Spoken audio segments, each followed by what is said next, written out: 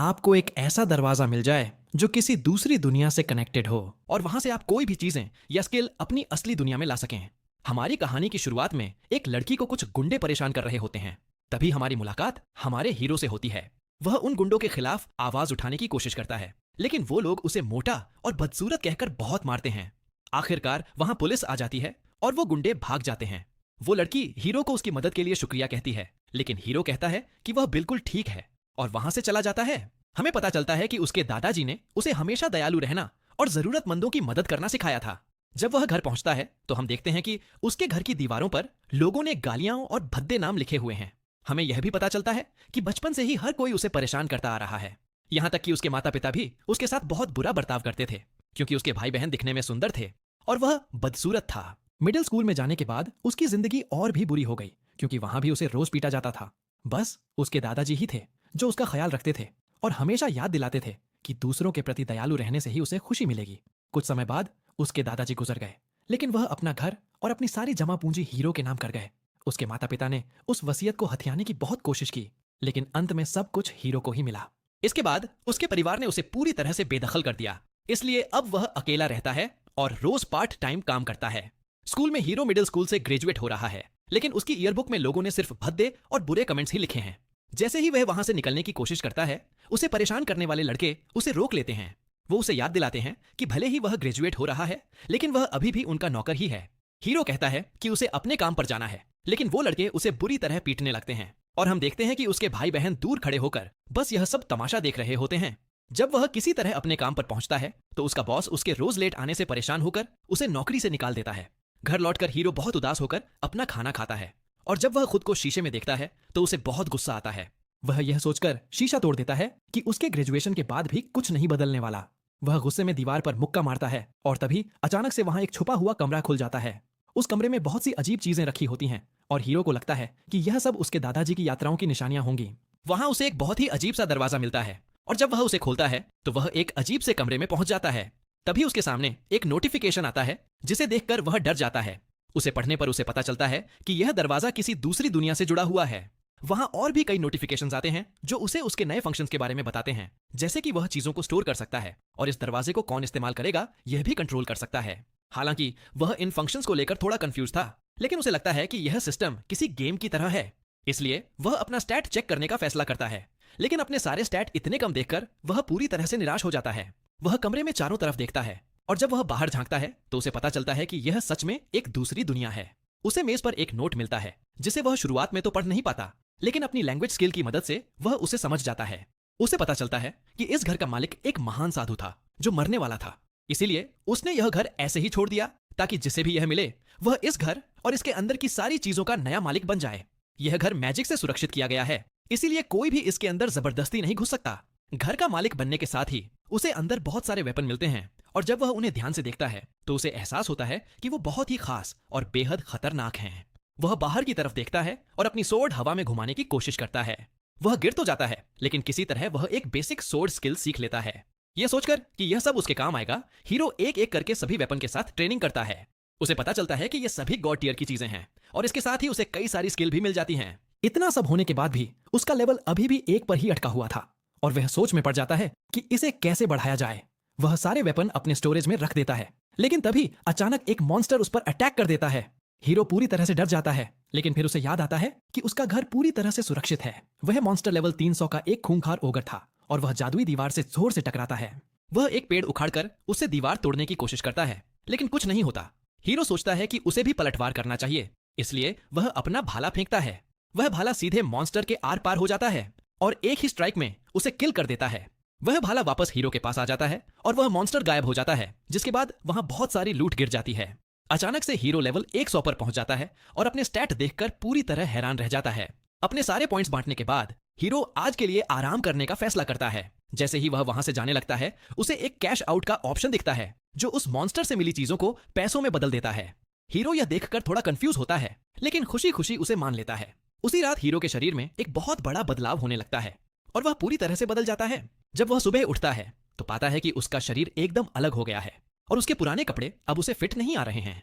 उसे समझ नहीं आ रहा था कि आखिर यह सब क्या हो रहा है। उसका शीशा तो पहले से ही टूटा हुआ था, इसलिए वह कुछ नए कपड़े ढूंढने का फैसला करता है। उस साधु के घर में कुछ जादुई कपड़े रखे थे जो अपने आप पहनने वाले के साइज के हिसाब से ढल जाते थे और कई सारे जादुई बोनस भी देते थे। हीरो उस साधु की पहचान के बारे में सोच ही रहा होता है कि तभी वह अपने बगीचे में चारों तरफ देखता है। अचानक से उस पर लेवल 200 का एक चालाक मॉन्स्टर अटैक कर देता है। लेकिन इस बार हीरो बहुत ही शांति से अपना भाला निकालता है और आसानी से उस मॉन्स्टर को खत्म कर देता है। मरने के बाद वह मॉन्स्टर कुछ कॉफी स्लाइम और एक बहुत ही रेयर हार्ट छोड़ जाता है जिसमें उसकी मैजिक पावर को वापस लाने की एबिलिटी होती है। उसका लेवल फिर से बढ़ जाता है और उसे प्रेजेंस डिटेक्शन की एक नई स्किल मिल जाती है जिसके साथ वह अब लेवल 150 पर पहुंच चुका है। वह थोड़ा कॉफी स्लाइम छक्कर देखता है और वह सच में बहुत स्वादिष्ट होता है। वह उन कमाए हुए पैसों से अपने लिए एक नई यूनिफॉर्म खरीदने का फैसला करता है और उसे हाई स्कूल शुरू होने से पहले तैयार रखने का ऑर्डर दे देता है। इसके बाद वह अपना हर दिन उसी दूसरी दुनिया में बिताने लगा और उसे वहां बहुत मजा आने लगा, यहाँ तक कि वह अपना सारा दुख दर्द भी भूल गया। वह वहां जमकर ट्रेनिंग करता और उस दूसरी दुनिया के बारे में जितना हो सके उतना जानने की कोशिश करता। एक दिन एक बहुत ही ताकतवर गोब्लिन उसके घर पर अटैक कर देता है, लेकिन अब हीरो पूरी तरह से बदल चुका था। वह बहुत ही समझदारी से उस गोब्लिन के साथ बैटल करता है और अपनी एक स्किल का इस्तेमाल करके उसे पूरी तरह से खत्म कर देता है। समय बीतता जाता है और हाई स्कूल का पहला दिन आ जाता है। वहां पहुंचते ही हर कोई उसकी तरफ खींचा चला आता है, यहाँ तक कि उसके भाई बहन भी उसे देखकर हैरान रह जाते हैं। क्लास में उसे परेशान करने वाले वो लड़के उसके पास आते हैं, लेकिन वो उसे पहचान नहीं पाते और उसे कोई नया स्टूडेंट समझ लेते हैं। जब वह उन्हें बताता है कि वह ही हीरो है तो हर कोई हैरान रह जाता है और किसी को भी उस पर विश्वास नहीं होता। जब वह बाथरूम जाता है तो अपने ट्रांसफॉर्मेशन के बाद पहली बार खुद को शीशे में देखकर वह पूरी तरह से चौंक जाता है। क्लास के बाद उसके भाई बहन उसके पास आते हैं और उससे पूछते हैं कि उसने ऐसा क्या किया जो वह इतना बदल गया। वो अभी भी उसे एक लूजर ही कह रहे थे, लेकिन तभी अचानक वहां एक शानदार लिमोजीन आकर रुकती है।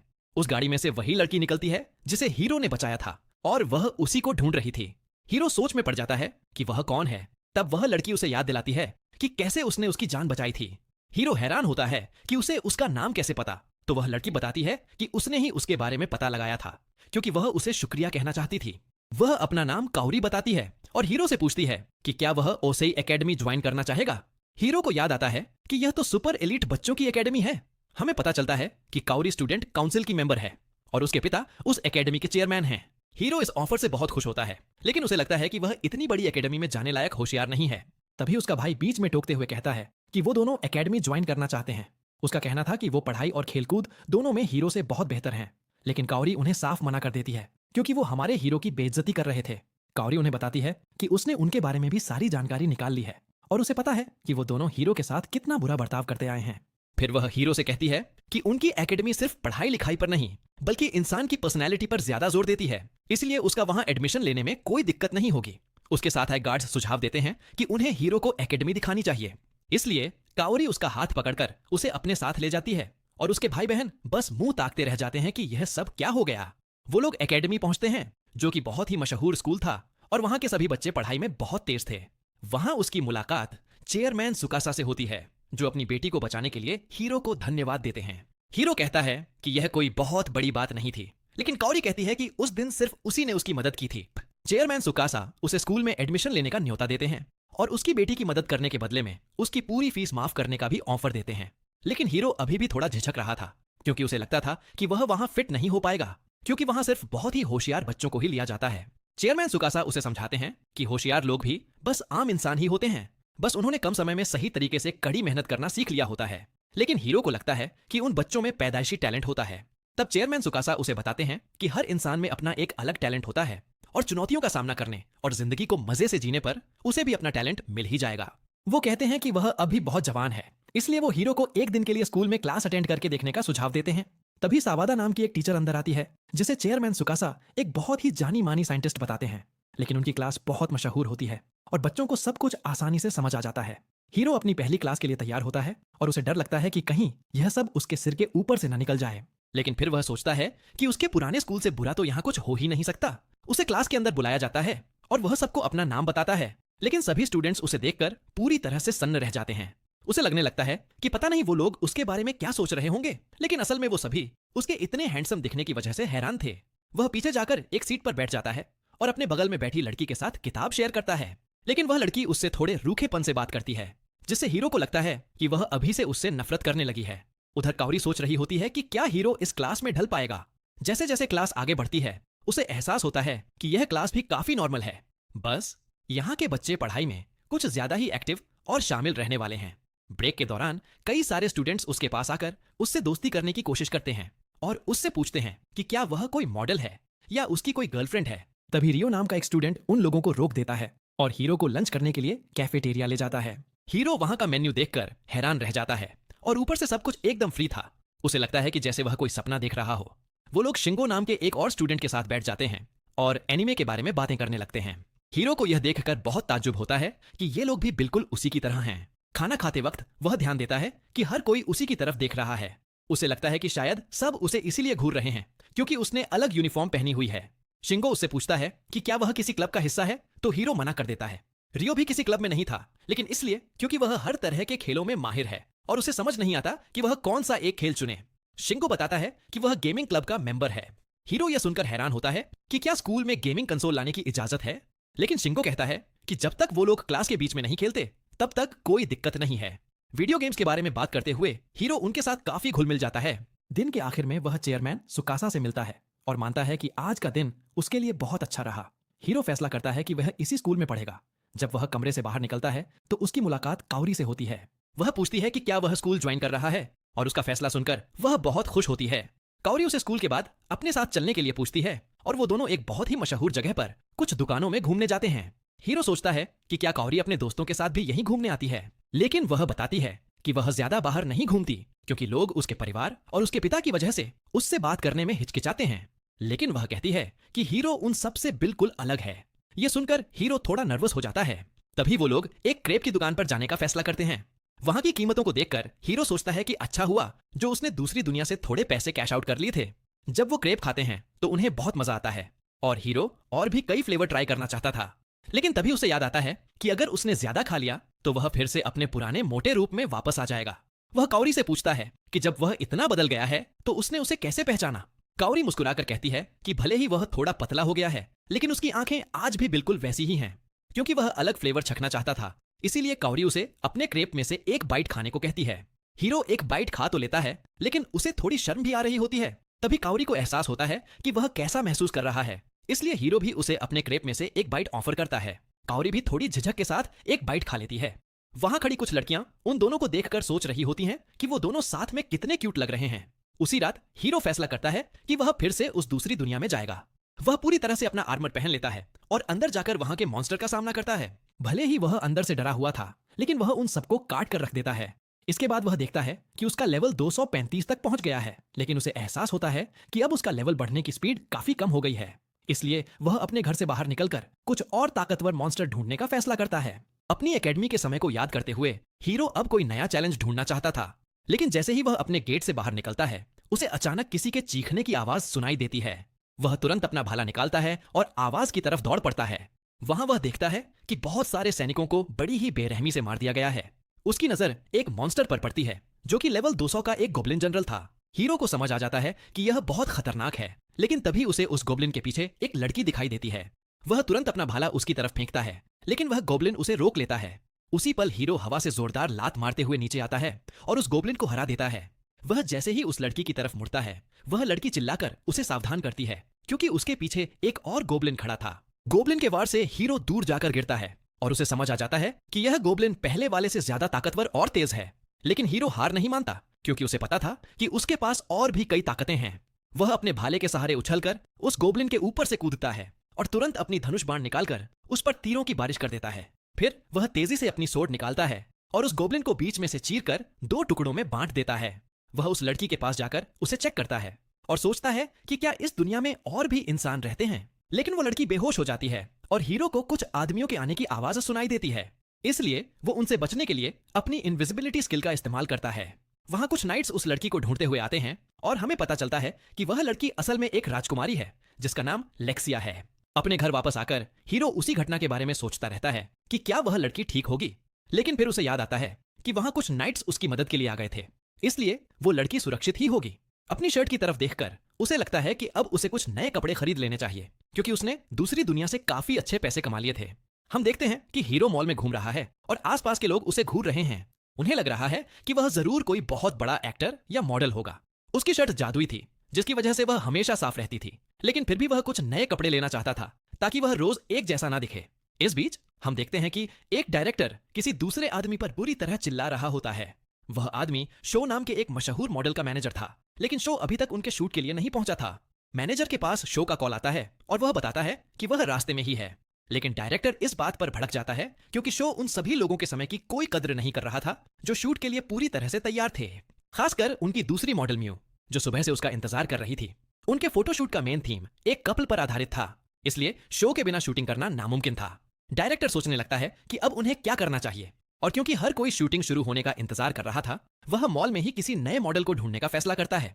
उधर जब हीरो शॉपिंग कर रहा होता है तो कपड़ों की इतनी सारी वैरायटी देखकर वह कंफ्यूज हो जाता है। तभी कुछ लड़कियां उसके पास आती हैं और उसे लगता है कि शायद ये कोई सेल्समैन की तरकीब है। वो लड़कियां उसके बारे में और जानना चाहती थीं और यहाँ तक कि उसके साथ शॉपिंग करने में मदद भी करना चाहती थीं। हीरो नहीं चाहता था कि उन्हें बुरा लगे, इसलिए वह उन्हें बहुत ही प्यार से मना कर देता है। वो लड़कियां यह देखकर पूरी तरह सन्न रह जाती हैं और उसके पीछे पागल होने लगती हैं। लेकिन हीरो मन ही मन सोच रहा होता है कि क्या उसने उन्हें सही तरीके से मना किया या नहीं।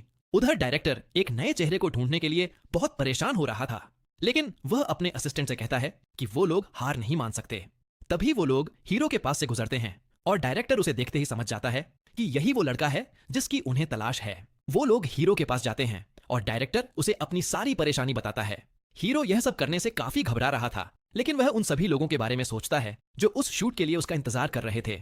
इसलिए आखिर में वह उनके लिए मॉडल बनने के लिए तैयार हो जाता है और उस शूट में वह उस लड़की के बॉयफ्रेंड की तरह एक्टिंग करता है।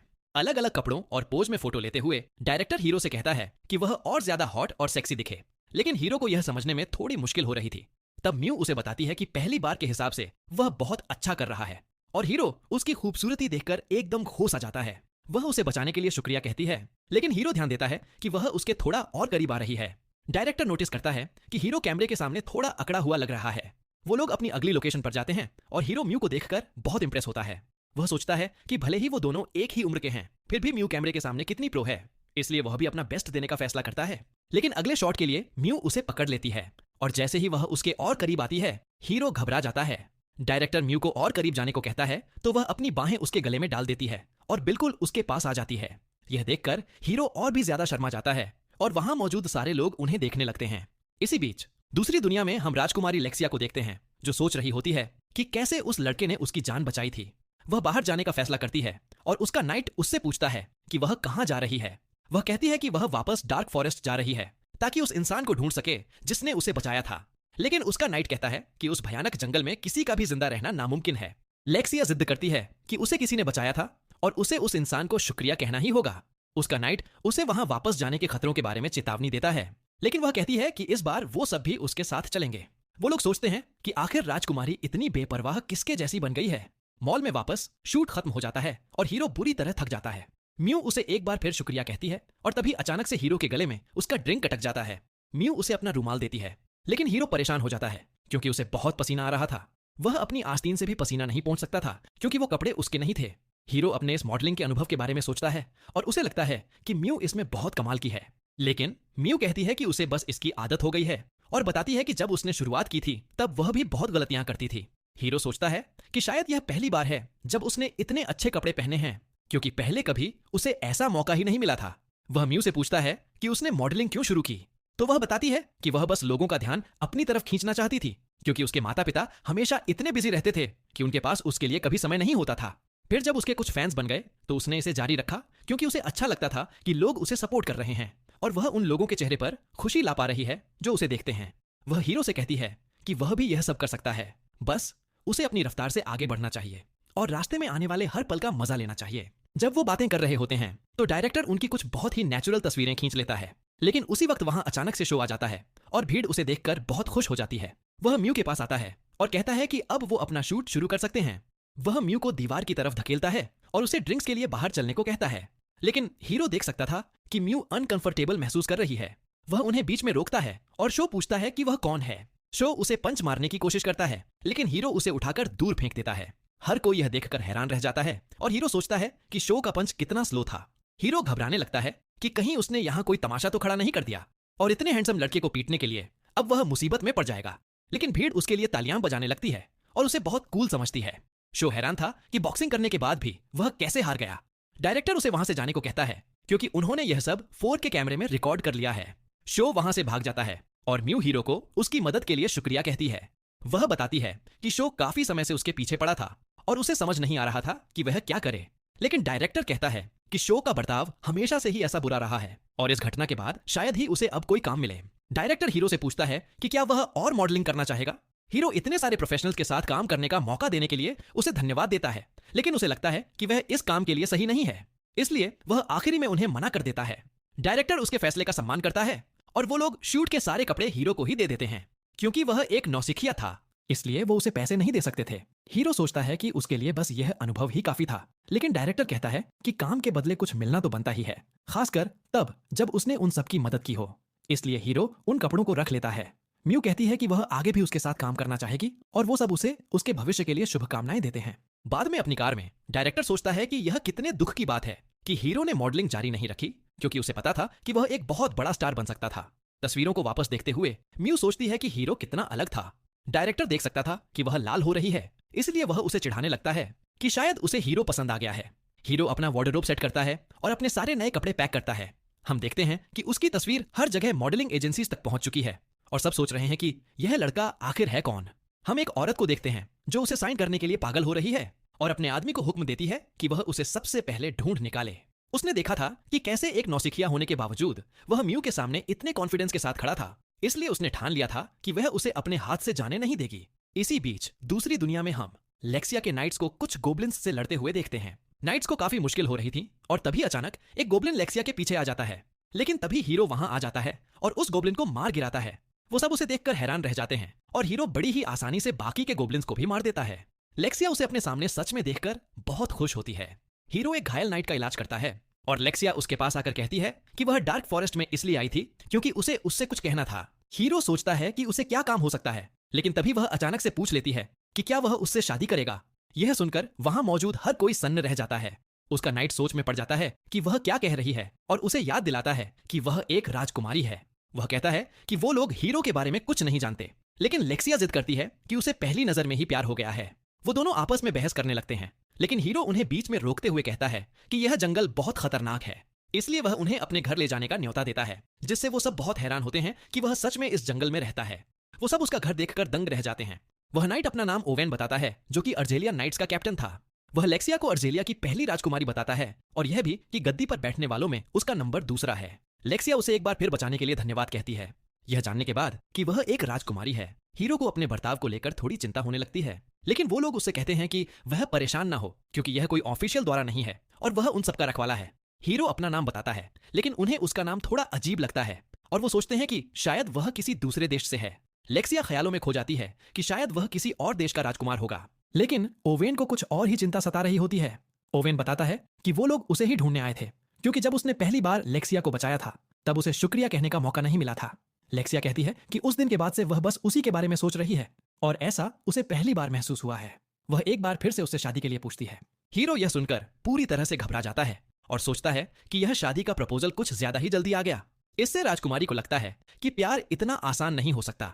उसने जितनी भी रोमांटिक कहानियां पढ़ी थीं, उनके हिसाब से प्यार में रुकावटें तो आनी ही चाहिए, और अगर सब कुछ इतनी आसानी से हो गया तो बहुत बोरिंग हो जाएगा। इसलिए वह पूछती है कि क्या वो दोस्त बनकर शुरुआत कर सकते हैं। अपने पुराने अनुभवों को याद करके हीरो थोड़ा नर्वस हो जाता है, लेकिन वह उसका दोस्त बनने के लिए मान जाता है। ओवेन बताता है कि उनके यहाँ आने की एक और वजह भी है। राजा चाहते हैं कि हीरो उनके शाही महल में आए ताकि राजा खुद उसे पर्सनली धन्यवाद दे सकें। हीरो थोड़ा हिचकिचाता है, लेकिन ओवेन कहता है कि यह राजा का आदेश है और वह तब तक वहां से नहीं जा सकता जब तक कि हीरो हाँ न कर दे, इसलिए मजबूरन हीरो को यह न्योता मानना ही पड़ता है।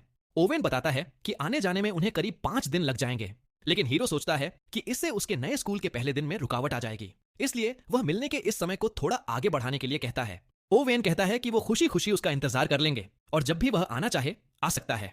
वो लोग वहां से विदा लेते हैं और लेक्सिया उससे कहती है कि वह तैयार रहे, क्योंकि अगली बार जब वो मिलेंगे तो वह उसका दिल जीत लेगी।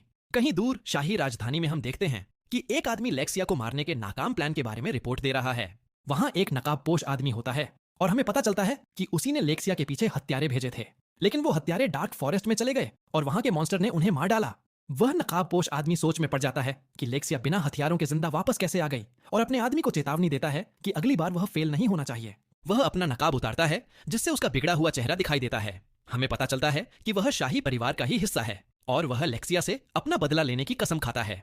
हीरो के घर में वह कैलेंडर पर वह तारीख मार्क करता है जब उसे राजा से मिलने जाना है। वह अपनी नई यूनिफॉर्म पहनता है और एकेडमी में अपना पहला दिन शुरू करने के लिए निकल पड़ता है। जब वह चलता है तो हर कोई उसे घूरता है। उन्हें लगता है कि वह कोई बहुत मशहूर मॉडल होगा।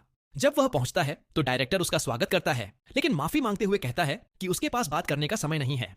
वह हीरो से कहता है कि वह बस स्कूल में मजे करे। क्लास में हीरो को एक पक्के स्टूडेंट के तौर पर मिलवाया जाता है और हम रियो और शिंगो को देखते हैं जो उसे देखकर बहुत खुश होते हैं। सीन एक सॉकर गेम पर जाता है और हम रॉय नाम के एक स्टूडेंट से मिलते हैं। वह एक गोल करता है और सारी लड़कियां उसके लिए चीयर करती हैं।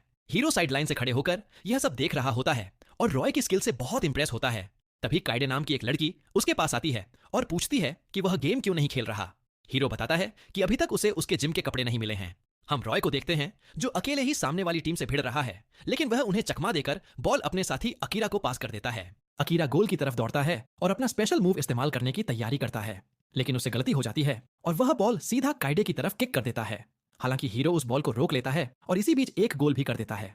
हर कोई हैरान रह जाता है कि वह इतनी तेजी से कैसे मूव कर सकता है। वह काइडे को चेक करता है कि कहीं उसे चोट तो नहीं लगी, लेकिन वह तो उसकी रफ्तार देखकर सन्न रह गई थी।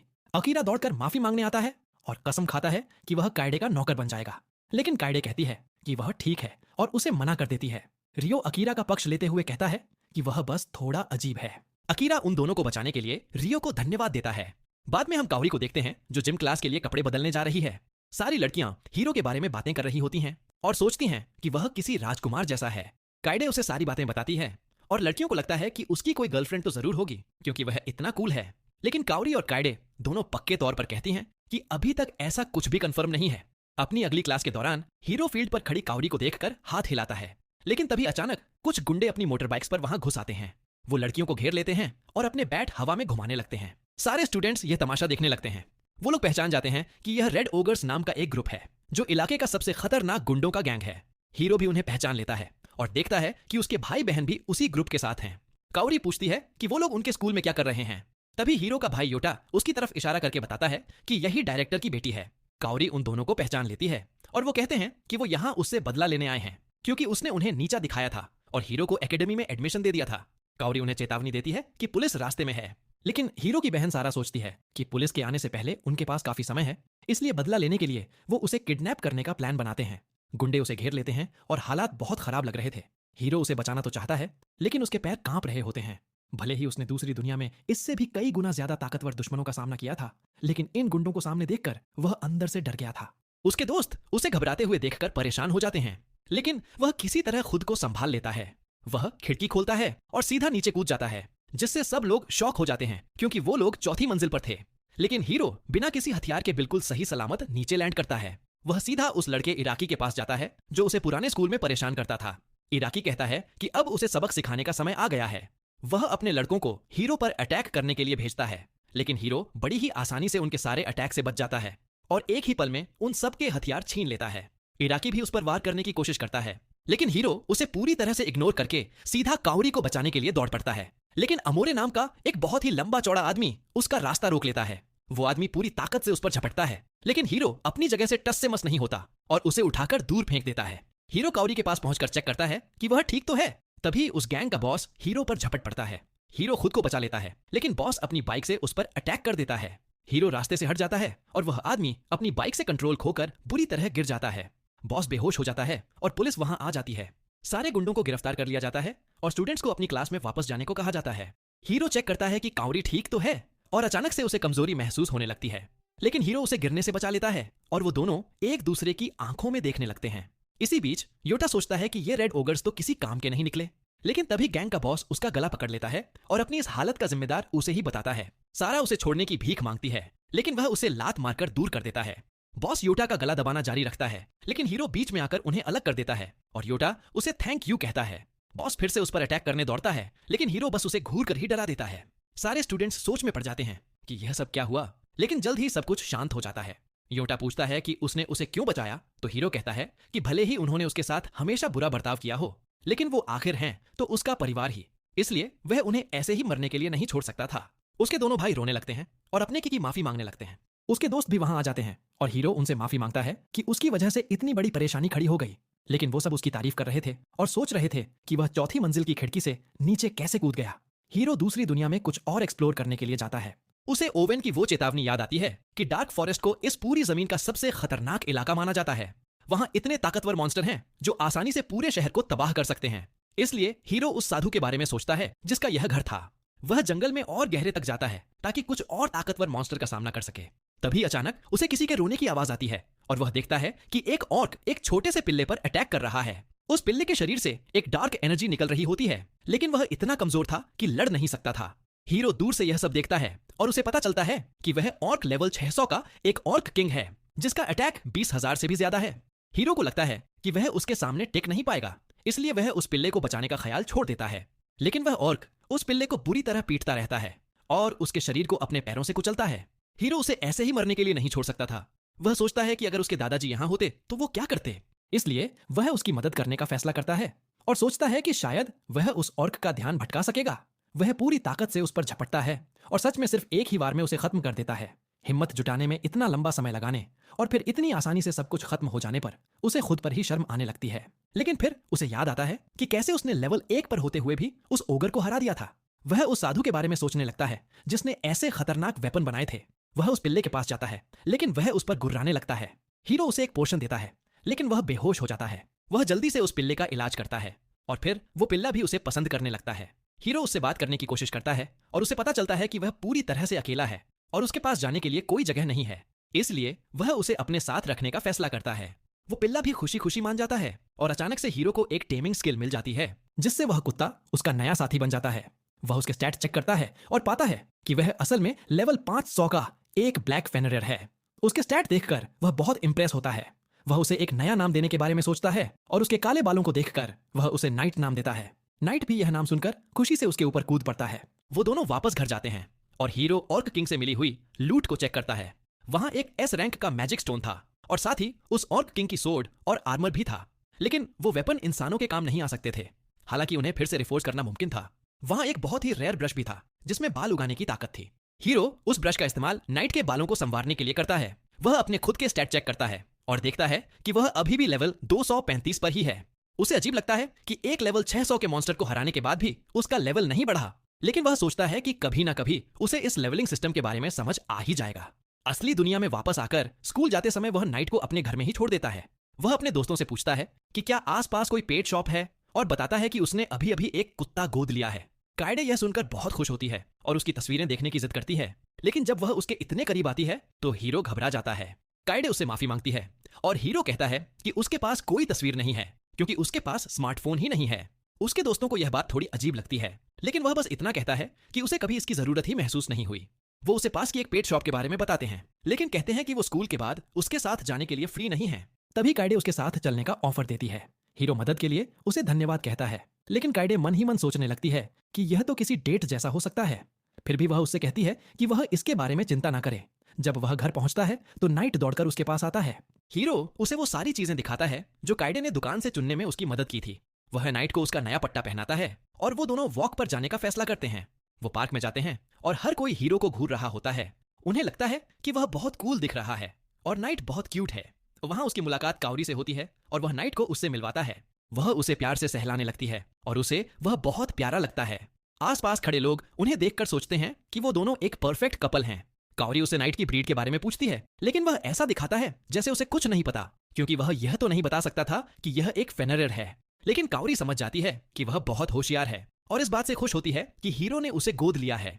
तभी एक लड़की हीरो को आवाज लगाती है और वह वही मॉडल म्यू निकलती है जिसके साथ उसने काम किया था। पता चलता है कि वह भी उसी इलाके में रहती है और पार्क में टहलने आती है।